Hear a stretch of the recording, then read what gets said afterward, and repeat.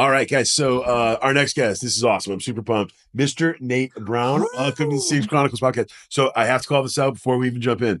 Last time Mr. Nate Brown was with me in the Six Chronicles podcast, episode 124. Oh man. I think Wow. last week was 255 or 256. So it is an honor to have you back. And it is an honor to be here with you today in Pinehurst, North Carolina. And let me just say how amazing your content is, the consistency of it. Congratulations Thank you, on brother. I appreciate crossing that 250 milestone. It's Thank awesome. you, brother. Well It done. means a ton coming from you because this is one of the OGs in our CX space. There's a few people that are literally like Hall of Famers. Yeah. You, Shep, Jeannie, like seriously, like you guys are part of like when I started all this stuff several years ago. I thought I started to want to like maybe I should go tell stories. Maybe I want because I kind of had gotten to where you guys all were. Yeah. Way beyond where it's like. Seen a bunch of businesses in action, saw a bunch of customer-focused business leaders in action. Something's going on here. Worked with a bunch of incredible guys and gals that should have maybe had a little bit more from a CX and an EX support and leadership front. And that was my way of just jumping in and wanting to tell stories, share stories, curate stories, chronicle what the best and the brightest were doing. And here we are today, brother. So I appreciate that.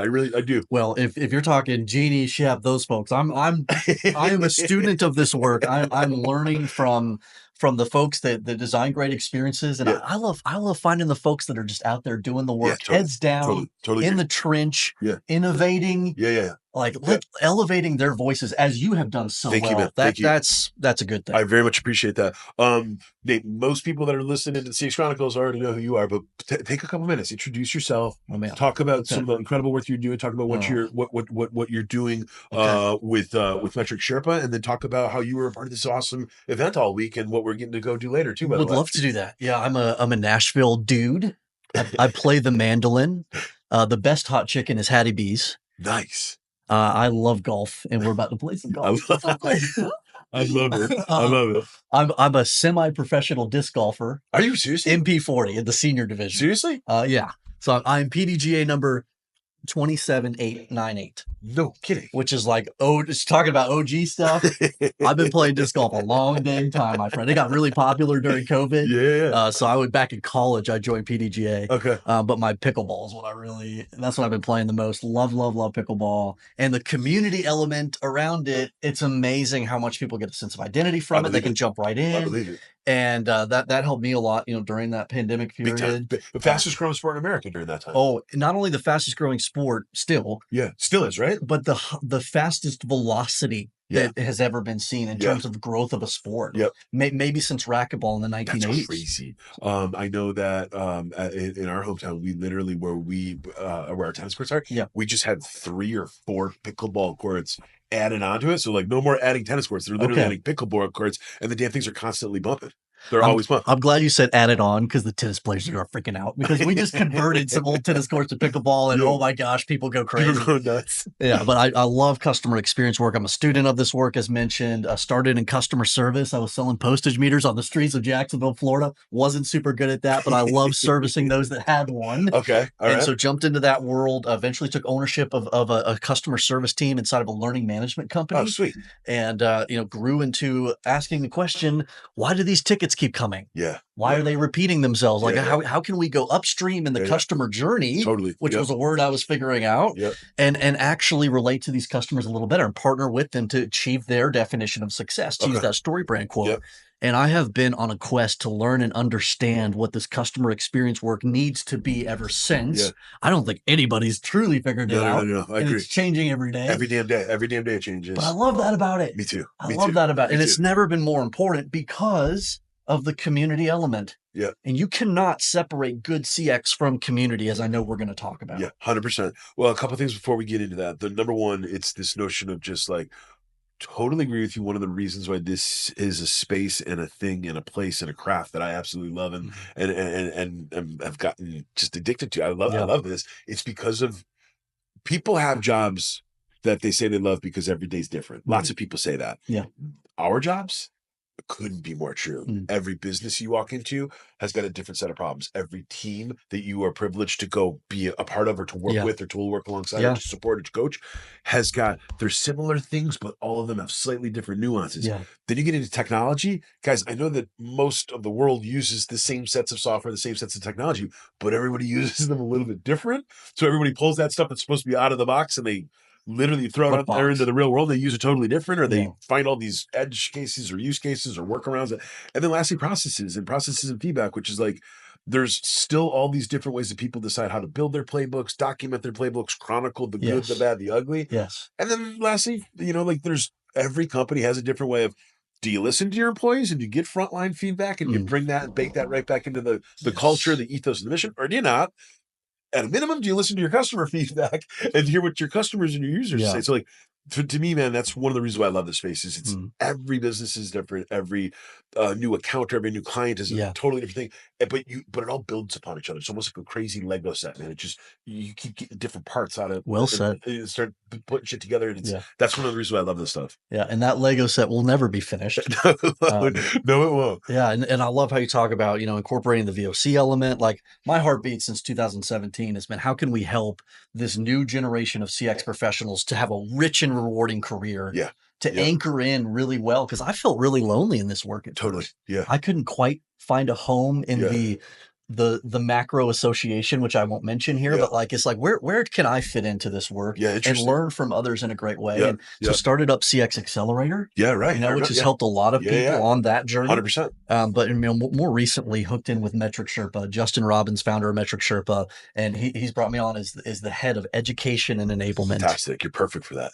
I've never been more alive in my career Really? than I am at this moment. The things that we're getting to do through Metric Sherpa, it's awesome. That's It's amazing. awesome. That's amazing. Give me a sense for some of the things that you guys are doing or the types of clients or the types of businesses that you're Yeah. working with. So it's focused on solution providers. Okay.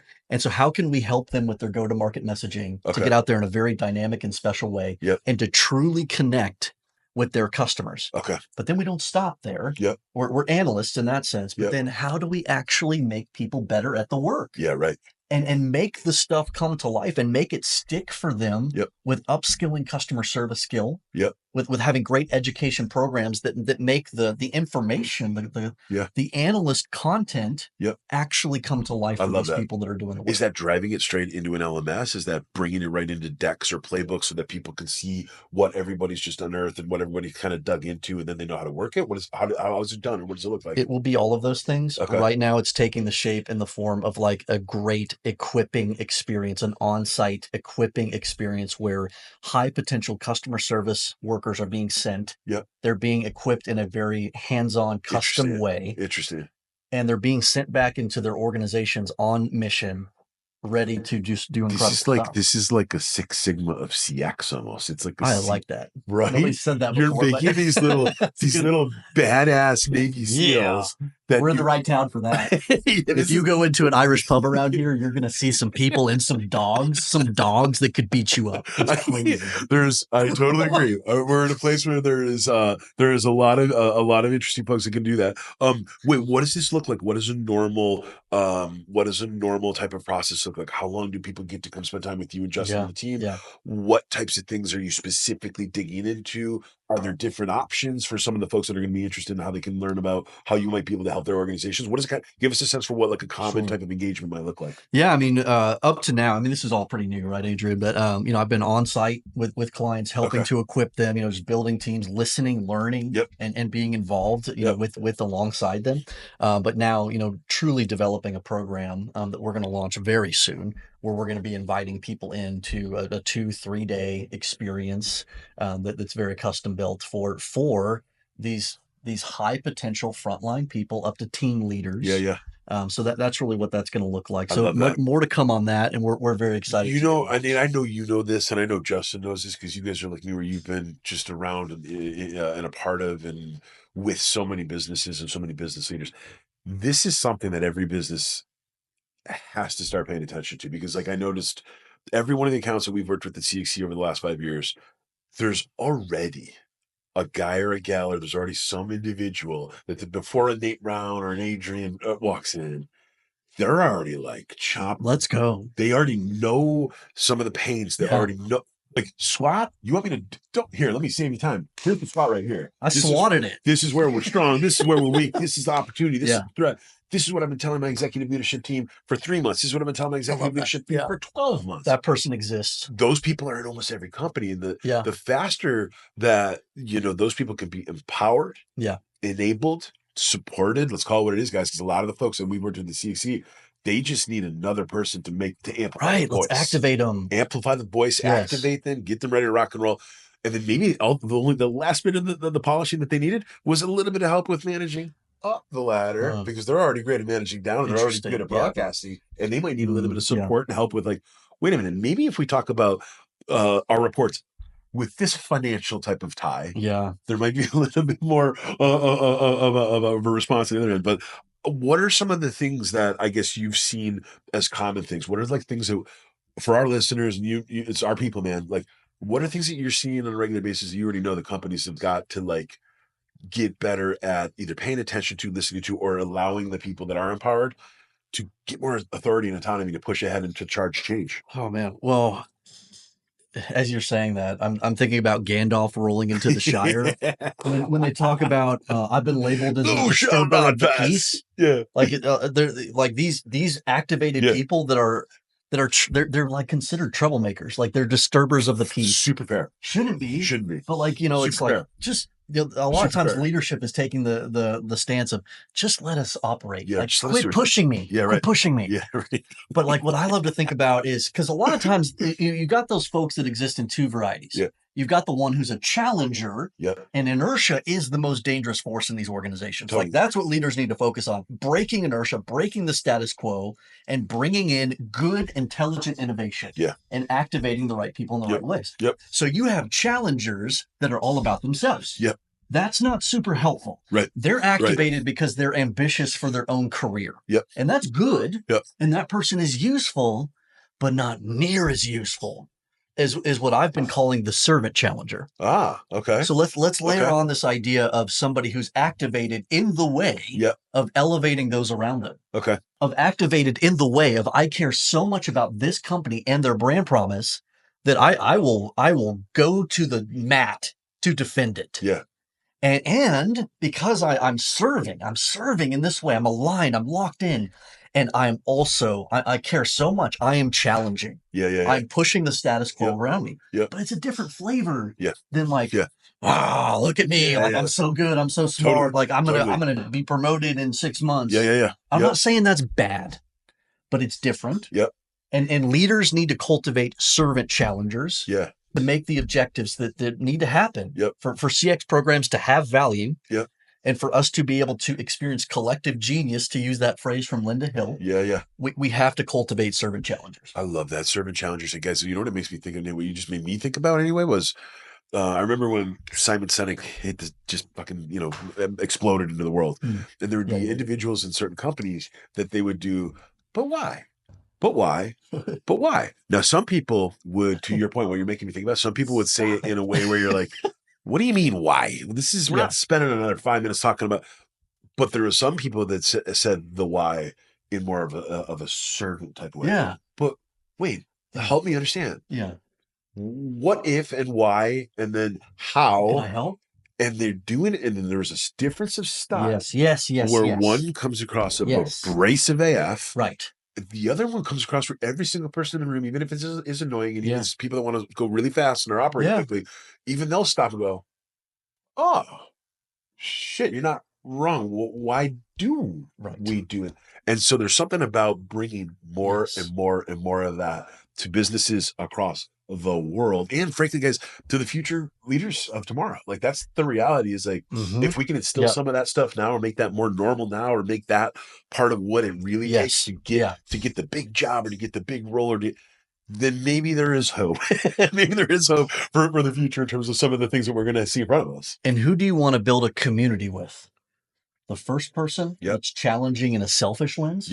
Or the second person 100%. That's challenging to build something meaningful for people beyond themselves. Who do you want to be in community with? You already know, brother. You already know. So I mean that's how these CX principles they overlap in all these Like amazing life, ways. politics, every type of Yeah. organization, even if it's country-based organization, totally. And so far, we've just talked about inside the organization. Yeah. As we start to talk about outward towards customers, Yep. this manifests in a completely different way. Yep. This amazing CX community overlap. Yep.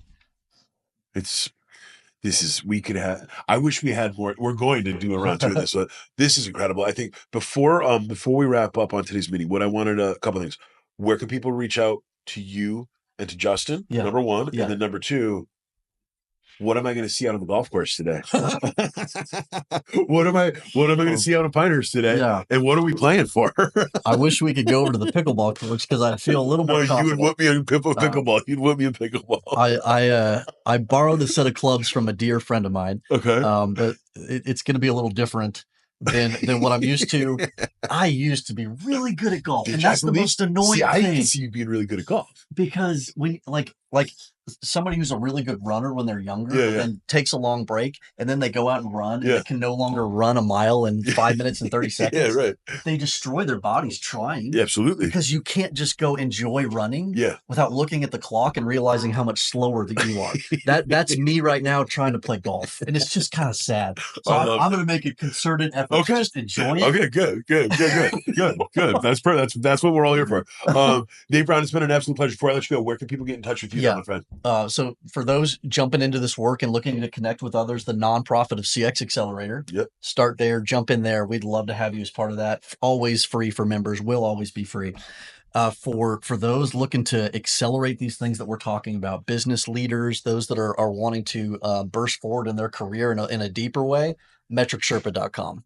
And Justin and I are both very active on LinkedIn. Follow Metric Sherpa, follow both of us individually. We have some truly great things coming up right around the corner. I love it. And I can attest, guys, Nate is one of the very, very best in the business. His content, his ideas, the things that he's been doing, the places that he goes, the people that he speaks to, the groups and the people that want you with him every single year, man. Seriously, awesome work, brother. It's a fun space to be in. Love it, man. Guys, Nate Brown, thank you so much for joining the CX Chronicles podcast. Thanks, everybody.